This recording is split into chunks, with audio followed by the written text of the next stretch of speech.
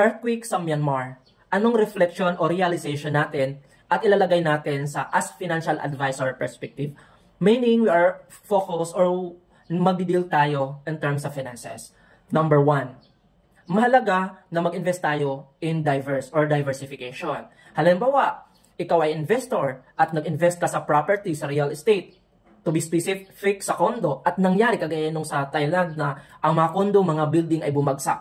At dahil nakafocus ka, meaning yung source of income mo ay nag-rely doon.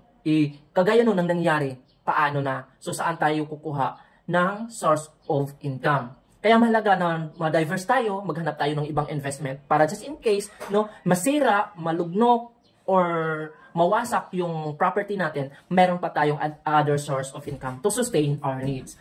Pangalawa, mahalaga na meron tayong emergency fund. Just in case, halimbawa nakatira tayo sa kondo at bumagsak yung kondo, saan tayo titira?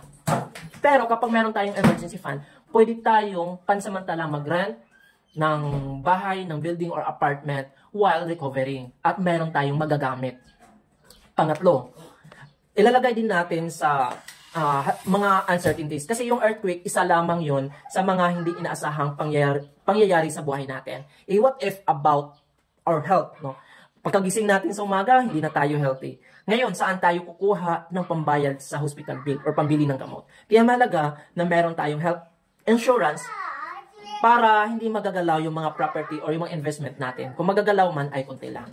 For now, yun lang muna. If ever you are interested about life or health insurance and other investment, just message me. Bye-bye!